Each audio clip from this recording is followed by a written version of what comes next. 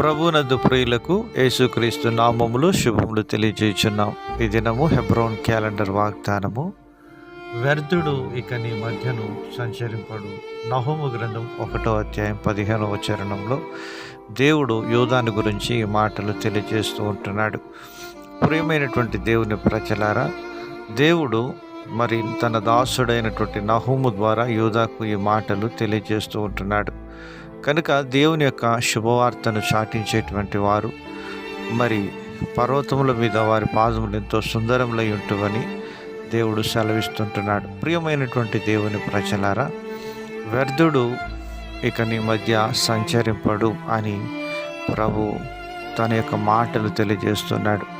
అనగా యోబు వలె నీ చుట్టూ కూడా దేవుడు తన కంచెను వేసి కాపాడేవాడుగా ఉంటున్నాడు.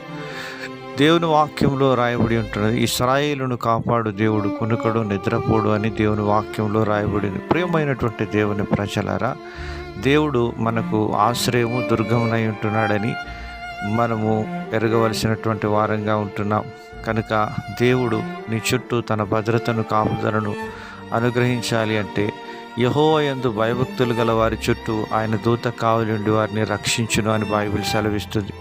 మన యొక్క ఆధ్యాత్మికమైనటువంటి జీవితంలో దేవుని యందు భయమును భక్తిని మనం ఎప్పుడు కూడా కనుపరిచే వారంగా ఉన్నప్పుడు దేవుని కాపుదల భద్రత క్షేమం మనకు ఉంటుంది. ఆ విధంగా భక్తుడైనటువంటి దావీదు తన జీవితంలో అన్ని పరిస్థితుల్లో దేవుని యందు భయభక్తులు కలిగిన వాడుగా ఉంటున్నాడు. సౌలు చేత తరమబడుతున్నప్పటికీ తన జీవితంలో ప్రభువును మరచిపోలేదు. తన జీవితంలో ప్రభువును హత్తుకొని జీవించిన స్థితిని మనం చూడగలుగుతూ ఉంటున్నాం. అన్ని పరిస్థితుల్లో అన్ని కాలాల్లో దేవుణ్ణి మనం హత్తుకొని జీవించినప్పుడు దేవుడు నీకు తన యొక్క కాపుదల క్షేమమును అనుగ్రహించేవాడుగా ఉంటున్నాడని దేవుని వాక్యం ఖచ్చితంగా సెలవిస్తుంది.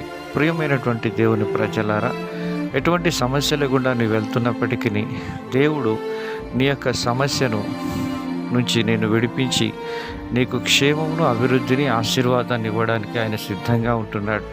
అయితే మనము ఆయన యందు భయము భక్తి కలిగి ఉన్నప్పుడు దేవుడు తప్పకుండా వాటన్నిటిని మనకు సమకూర్చేవాడుగా ఉంటాడు.